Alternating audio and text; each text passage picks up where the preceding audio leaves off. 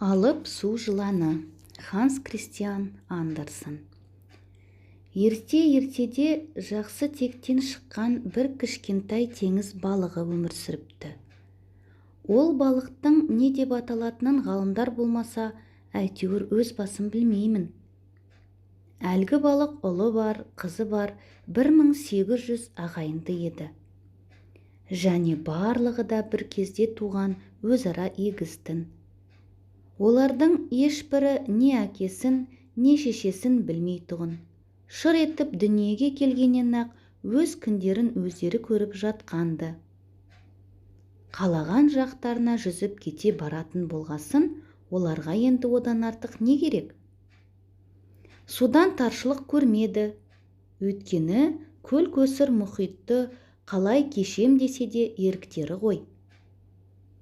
Тамақ іздеп те тынымдары кетпеді, азық дегенін ауыздарына келіп өздері түсіп жатады. Олардың әрбірі өз бетінше жеке өмір сүруге де болатын еді. Әр қайсысын алда өзінше тарих күтіп тұрған. Бірақ болашақ туралы ойлап, олардың бірде-бірі бас қатырып жатпады. Көктен түскен күннің сәулесі балықтарды ғана емес, бүкіл су асты дүниесін айнадай жарқыратпай ма? О, су астында не жоқ дейсің? Не бір құбыжықтар бар. Кейбірі соншалық дәу болғанда да сұмдық. Ауыздарын бір ашқанда ақ ағайынды 1800 балықты бірақ жұта салу оларға жұғында болмас еді. Бірақ тумалар ол туралы да түк ойламады. Өйткені олардың бірде-бірін әзірге еш нәрсе жұта қойған жоқ болатын. Майшабақ пен сүйекті майда балықтар құсап қораланып, олар да бір-біріне жақын үйірімен жүретін.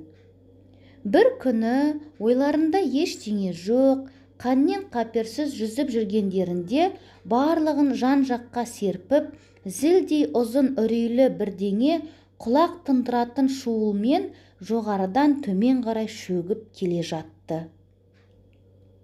Оның тегі алдын-артын болжап болатын емес еді. Ұшы-қиыры жоқ созылып жатқан бір сұмдық. Алда-жалда ұсақ балықтардың бірін қағып кетсе ақ, қарнын жарып жарымжан ғып тастайды. Ондайлардың енді қайтып естерін жияр-жимасы да екіталай. Ұсағы, ірісі, судың бет жағында жүзетіндері мен тереңде тіршілік ететіндері, түптің түбінде жататындары, барлық балықтар естері шығып тым-тырақай қашты. Ал зәрелерін алған зілдей құбыжық тереңге қарай шөге берді, шөккен сайын ұзарып, теңіздің бойын түгел алып кетті. Балықтар мен ұлулар, бүкіл жүзетіндер мен қыбырлайтындар, әйтеуір ағыс бойымен жылжитындар бәрі де тұтқиылдан тап болған шетсіз-шексіз көз көріп құлақ естімеген теңіз жыланы жайында әп-сәтте ақ біліп үлгерді. Бұл не бәле өзі? Бізге ғой, әрине ол белгілі. Ол Европа мен Американың арасына теңіз түбі арқылы тартылған ұзын телеграф кабелі еді. Кабельді теңіз түбіне төсегенде, ондағы тіршілік дүниесінің қалай астан-кестен болғанын көрсең, жаның түршігеді. Ұшатын балықтар бірінен бірі биікке шырқап, теңіздің бетін түгел жауып кетті. Ал теңіз қораздары аспанға оқша атылды. Ол шіркіндер ондайға шебер-ақ қой. Ал балықтың біразы тереңге қарай тұра ұмтылды. Жан ұшырғандары соншалық кабельден бұрын жетіп барып, өз ағайындарын жеп тереңде жайбарақат тіршілік етіп жатқан қамбала мен трескалардың зәрелерін зәр түбіне кетірді. Қорыққандарынан бірнеше теңіз қиярлары өз ішек қарындарын өздері ақтарып салып, әйтеуір азар дегенде аман қалды. Ондай айла олардан өзгенің қолынан қайдан келсін? Ірілі ұсақты теңіз шаяндары да берік қабықтарына бой тасалай алмай, біразы аяқтарынан айырылып та үлгерді. ондай аласапыранда бірге туған 1800 балықтың да быт-шыттары шығып бөлініп кеткендігінде дау жоқ. Олар одан кейін бірін-бірі көрген жоқ, ал ұшыраса қалса танымады да. Тек бір тобы ғана бірге болды. Бірер сағат тығылып тұрған соң олардың бойын қызығушылық биледі. Әуелі жан-жақтарына қарады, содан соң жоғары, одан кейін төменге көз салып, тереңнен үлкен кішілерін түгел үрейлендірген сұмдық құбыжықты көрді. Құбыжық теңіздің түбінде, көз жететін жерге дейін созылып жатыр екен. Өзі жіңішке екен, бірақ кім біледі, кенет жуандап кетіп, керемет дәу бірдемеге айналып кетуі де мүмкін ғой. Тып-тыныш қана жатыр. Онысы әншейін айла шарғысы шығар, кім біліпті. Жатқан жерінде жата берсін, бізге оның келіп кетері жоқ, деді ағайындылардың ішіндегі ең сағы. Мұның не екенін білуге ынтығып, тек ең кішкентайының ындыны әбден құрыды. Құбыжық жоғарыдан түсті ғой, демек оның жайын жоғарыға барып білу керек. Сондықтан ұсақ балықтар желсіз, толқынсыз теңіздің тымық бетіне қарай көтерілді. Олар жоғарыдан дельфинді жолықтырды. Теңіздің бұл ұшқалақ қаңғыбасы әйтеуір су бетін сүзгілей бергеннен басқа түк бітірмейді. Дегенмен, онда көз бар ғой, көзі болған соң бәрін де көру керек. Ұсақ балықтар одан құбыжық жайында сұрады.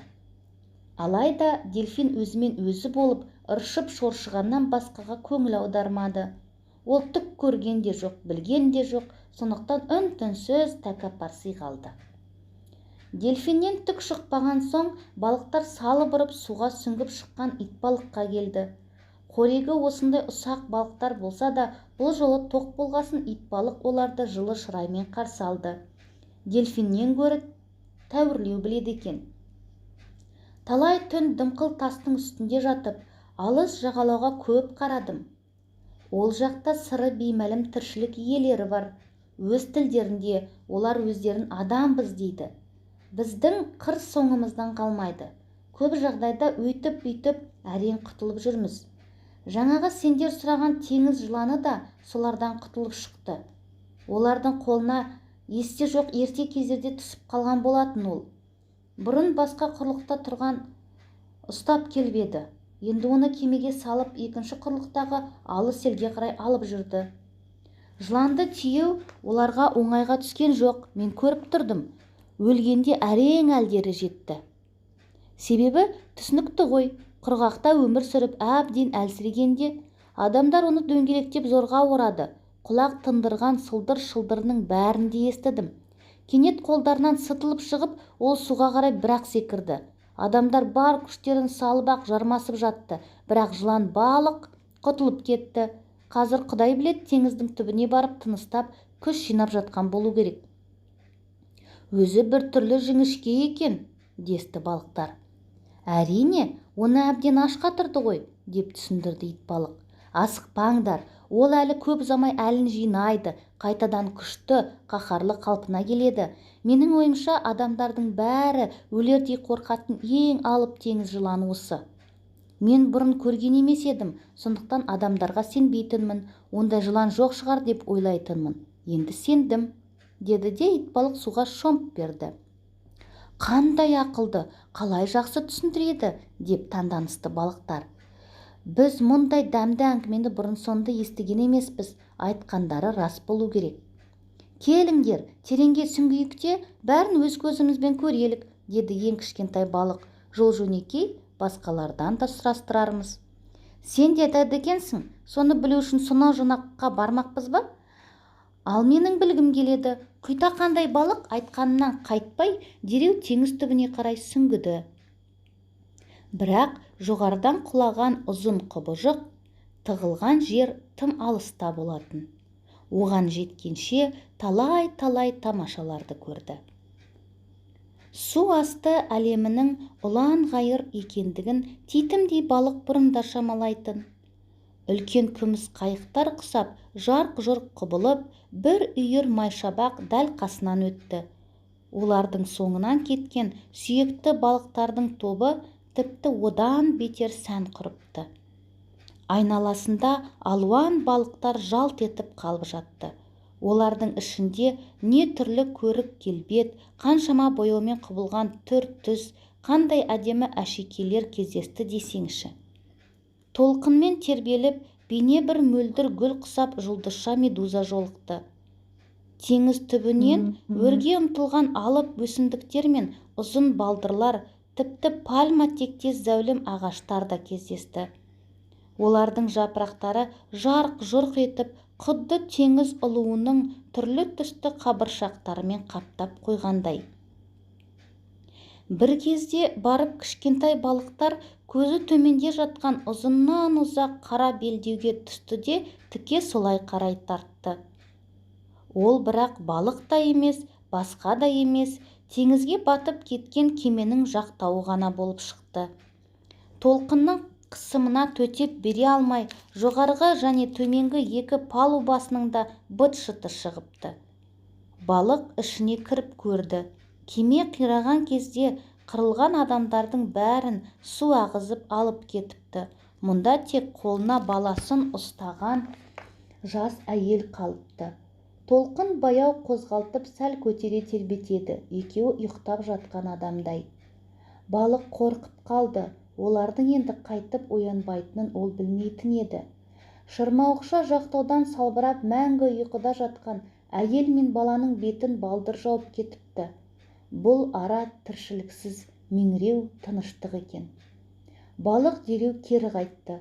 Суға күн сәулесі түсіп тұрған балықтар өмір сүретін жерге қарай асықты. Әлгі арадан енді ұзай бергенінде жап-жас, бірақ керемет үлкен кит қарсы жолықты. «Байқа, мені жұтып жіберме», деді жандармен. «Құйтақандаймын ғой, бір тісіңе басуға да жарамаймын, ал өмір сүру маған сондай ұнайды». «Мұншалық тереңде сен неғып жүрсің?» деп таңданды кит. «Сенің ағайындарың мұнда жүрмейтін».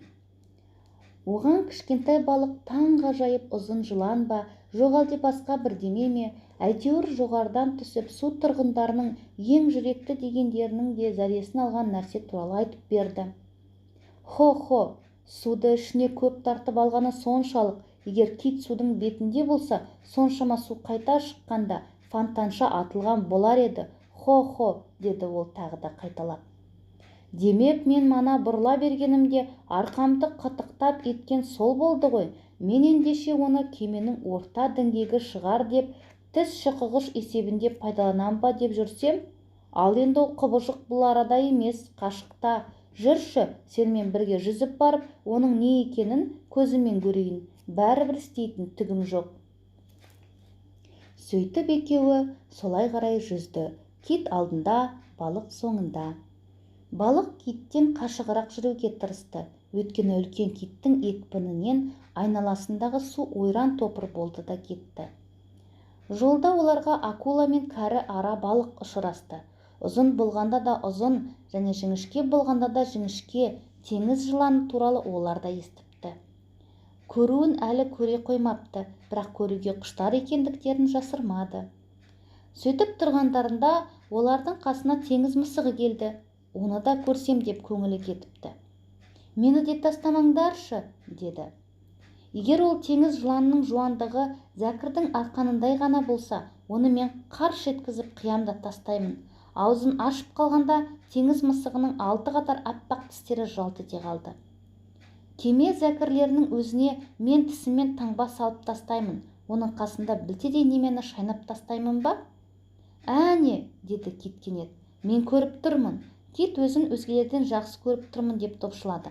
«Қараңдар, қараңдаршы, қалай ирелеңдеп, қалай бұралаңдайды. Қарай гері өзін». Бірақ ол ешқандай да теңіз жыланы еместін. Бар болғаны бірнеше метрлік дәу жылан балық болатын. Ол баларға бетпе-бет жолықты. Мен мұны білемін. Екеуміз бұрын кездескенбіз», деді ара балық. «Ол теңіз түбінде шу шығармайды және үлкен балықтарға тимейді». Бұлар жаңа жылан жайында оған да айтып, соны бірге зерттеуге қалайсың деп сұрады. «Қалайша ол менен де ұзын?» деп таңданды жылан балық. «Бәрімізге бір қырсығы тиіп жүрмесе жарар еді». «Тиіп көрсін», десті өзгелері. «Көрдің ғой біздің қанша екенімізді, әкесін танытамыз. Сонын айтты да бәрі үлгері жүзді. Бірақ олардың жолын керемет болғанда да керемет дәу бір нәрсе бүгіп қалды. Бұлардың бәрі жабылып әлгінің шенінен де келетін емес. Теңіз бетінде орны қалмай түбіне шөгіп кеткен кішігірім арал ма дерсің. Ол бір ежелден келе жатқан кәрі кит екен. Басының бәрін балдыр басып кетіпті. Арқасы толған қыбыр-жыбыр жәндік, ал моллюскілер мен ұлу сүйектерінің көптігі сондай, бүкіл қап-қара бүйірлері әдейі ақ дақ сеуіп кеткендей. Ақсақал, бізбен бірге жүзіңіз, деді оған балықтар. Теңізде бір түсініксіз құбыжық пайда болды. Біз оның ыңғайына көне қоймаспыз. Мен осы жатқан жерімде ақ жата берейін, деді кәрі кит. Мені мазаламаңдар. Ох, мен қатты аурумын. Жоғарыға жүзіп барып арқамды судан шығарсам, соның ғана маған көмегі тиеді. Теңіздің қайырымды құстары жан-жақтан ұшып келіп, сонда мені тазалай бастайды. Әй, бір жаным жай топ қалады. Тұмсықтарын тым тереңірек тығып жіберсе болды, әйтеуір. Кейде олардың жұмсақ етіме дейін тығып жіберетіндер де табылады. Міне қараңдаршы, бір құстың қу сүйегі қазір де менің арқамда салаңдап жүрген болу керек. Байғұс құс арқама тырнағын әбден батырып жіберіпті де, мен теңіздің түбіне қарай жөнеп берген кезде қайта шығарып үлгере алмай қалыпты. Оны ұсақ балықтар табан астында талап жеп қойды. Маған бір қараңдаршы өздерің, көрдіңдер ғой қаншалық ауырып жүргенімді. Оның бәрі күдікшіліктен, деді бала кит. Мен өзім ешқашан ауырмаймын. Балық атаулы ауырмайды. Жоқ, кешірерсіз, деді кәрі кит қарсыласып. Жылан балықтарда тері ауруы болады. Тұқым балықта қорасан кездеседі. Ал құрттан қорлықты бәріміз де көреміз. Бос сөз, деді акула. Қарттың сөзі оны да өзгелерін де жалықтырып жіберді. Өйткені олар одан әлдеқайда маңызды іске асығып бара жатты ғой. Ақырында бәрі телеграф кабелі жатқан жерге жетті-ау. Ол бүкіл теңіз табаны арқылы құм қойрандар мен лайлы тереңдерді, суасты жартастары мен бітіскен балдырларды, бүкіл маржандар орманын басып өтіп, Европадан Америкаға дейін тартылып жатқан. Ал оның айналасында ағыстар қайшыласып, иірімдер бұрқ-сарқ қайнап, балық дегенің үйір-үйірімен қайтқан құстардан бетер қаптап жүрген. Бүкіл теңіз түбі бүлкілдеп, бұрқылдап, гуіл мен шуылға толып кетіп еді. Үлкен теңіз ұлуының қабығын құлағыңа тоссаң, ондай у-шуды өзіңде естисің. Олар іздегендерін сол арада тапты.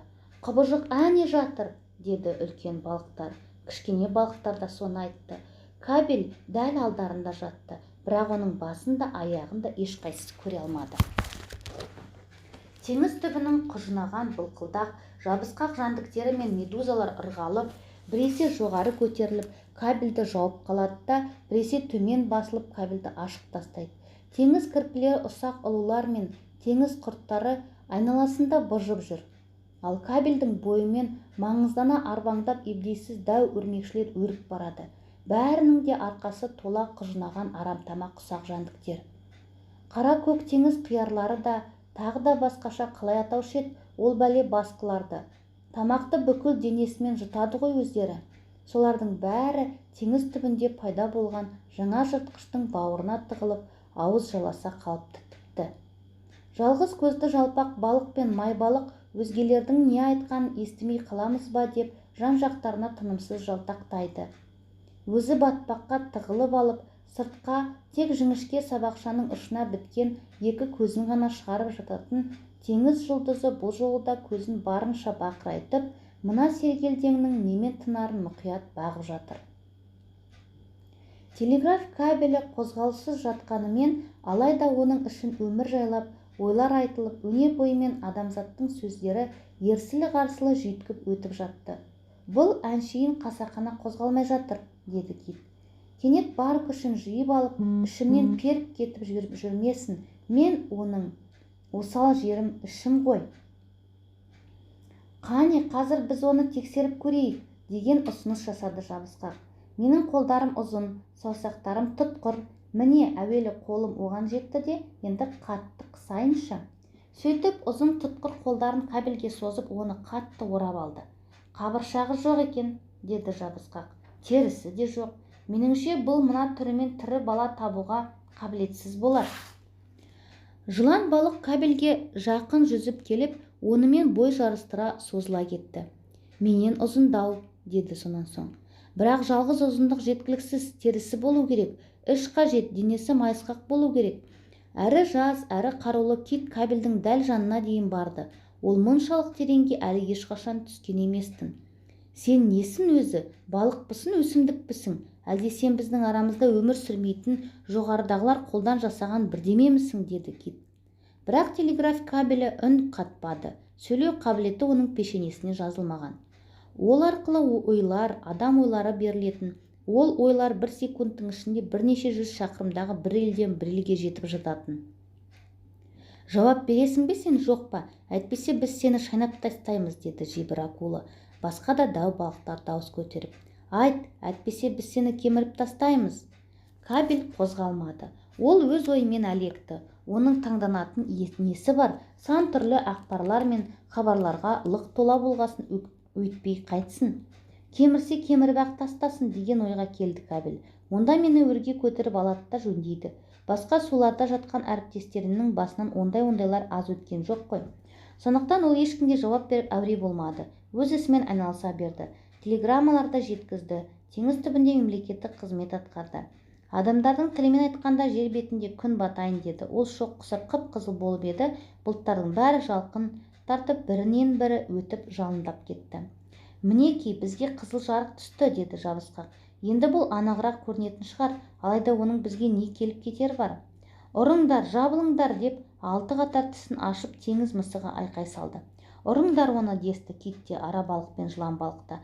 Бәрі кабельге лап қойды. Теңіз мысығы ең алдымен ұмтылды. Енді жетіп құбыжыққа тісін сала бергенде, қызу асығыстықпен ара балық мысықтың арқасын орап кеп жібергені сұмдық қателік болды. Мысықтың тістеуге дәрмені жетпеді. Ойбай, сол арада не болды десеңші? Су дегенің лайланды да кетті. Бәрінің де көз алды бұлдырап түкті ажыратпады. Балықтар, шаяндар мен ұлулар бірінің үстіне бірі шығып итерісіп, бірін-бірі тірілей жеп, ал кеп төбелесті де кетті. Тек кабель ғана тырп етпестен өз қызметін атқарып тыныш жата берді. Мұндайда әрқашан ең дұрысы сол. Жер бетін қараңғы түн басты. Ал теңіз үшін миллиондаған, тіпті миллиардтаған жарқын оттар жайлап кетті. Ол жарқылдың бәрі үлкендігі иненің жасауындай ғана құйттай шаяндардың. Ғажап, табиғаттың көз тоймайтын бір тамашасы. Кабельге теңіз тұрғындарының бәрі таңдана қарады. Дегенмен бұл өзі не бәле? Қалай да қиын жұмбақтан бастары қатты. Сөйтіп тұрғандарында олардың қасына қартаң тартқан су сиыры келді. Адамдар оны әрқилы атайды. Біреулер су перісі десе, біреулер су сиқыршысы дейді. Оның төмен салбыраңқы төсі, құйрығы, су есетін қысқа ғана 2 аяғы барда. Басында жылтырап жүрген балдырлардың іші бықыған кене екен. Сиыр екен оны сән көріп мақтан тұтады. Ақыл айтсам үйренесіңдер ме? Деді сиыр. Онда тыңдаңдар. Мұның бәрін сендерге тек мен ғана түсіндіріп бере аламын. Алайда ақыл айтқаным үшін маған және менің туыстарыма барлық теңіз жайылымдарында қауіпсіз болуды қамтамасыз етесіңдер. Сендер сияқтанған мен де балықпын, бірақ жер бауырлап шаян құрлы жылжи да аламын. Сендерге өмір сүруді үйрету қолымнан келеді. Мұнда су ішінде ең ақылды менмін. Су түбіндегі құбыр еткеннің бәрінде, су бетіндегі селт еткеннің бәрінде білемін. Мына бәріңнің басыңды қатырып жүрген нәрсе жоғарыдан құлады. Ал жоғарыдан құлаған нәрселердің бәрі де өліп қалған болады. Не осында келіп бәрібір еледі, және олардың еш қауқары болмайды. Тимеңдер оған, жата берсін. Оның бәрі адамдардың ойлап тауып жүргендері. Меніңше бұл мүлдем олай емес сияқты, деді құйттай балық. Сумаңдама, титімдей болып алып, деп су сиыры оған жекіп тастады. Өй сорлы шабақ, десті өзгелері де оларды енді тым асыра қорлау болды. Сонан соң су сиыры әлі бірде-бір рет дыбыс шығармай жатқан мына қорқынышты жыртқышты адамдар мұндай әдейі тастады дегенді айтты. Адамдардың зұлымдығы жайында ол сол арада әжептәуір әңгіме айтып тастады. Олар біздің бәрімізді де түк қоймай ұстап алмақ деді. Тек сол мақсатпен өмір сүреді. Бізді алдап қолдарына түсіру үшін суға олар тор құрады. Жемі бар ілгек тастайды. Мынау да әншейін сондай ілгектің ұзын бауы. Олар бізді осы қармаққа түседі деп ойлайды. Әй, әпенделер-ай десеңші, біз бірақ олар ойлағандай ақымақ емеспіз. Тек ана бәлелі қармақ баудың басына бармаңдар. Өзі жата-жата жібіп, лай мен батпаққа батады да қалады. Жоғарыдан түскен нәрсенің бәрі де бір нәрсеге арандатуы мүмкін. Еш әжетке жарамайды. Ештеңеге жарамайды. Су сүйердің сөзін теңіз тұрғындарының бәрі де қостады. Өйткені түптің түбінде олар да бір пікірге келулері керек қой. Бірақ құйттай балық қана өз айтқанынан қайтпады. Мына өзі ұзын, өзі жіңішке, ұшы-қиыры жоқ жылан біздің теңіздегі нағыз ең ғажайып балықтың өзі болып жүрмесін. Менде сондай бір сезік бар. Иә, ең ғажайыптың өзі, дейміз біздер. Адамдар да, және біз оны біліп толық түсініп айтамыз. Шынында да бұл ертеде өлең арнап, аңызға айналдырған алып су жыланының дәл өзі ғой. Ол адамның ойлап, ұлылықпен тудырған нәрсесі. Оны теңіз түбіне түсіріп, шығыстан батысқа қарай тартқан. Сөйтіп соның бойымен күннің сәулесі жерге жететін жылдамдықтан да озып кететін жылдамдықпен хабарларды беріп тұрғанда адамның сол ұлылығы. Бұл жылан күш алып тоқтаусыз өсе береді. Жыл озған сайын теңіз бен мұхиттардың түбі арқылы одан әрі тартылып, бүкіл жер шарын орайды. Тулаған толқындар арқылы да капитанға ауада жүзіп келе жатқандай әсер беретін айнадай мөлдір айдында да тұнықтығынан тереңде қайшыласқан балықтардың бәрі кемпірқосақ бояуларынан құралған фейерверк құсап көрінетін тыныш сулар арқылы да өзіне жол сап отырады. Ертегілердегі Мидгардстром жыланы ұқсап, бұл жылан теңіздің терең болғанда да ең терең түбіне барып жатады.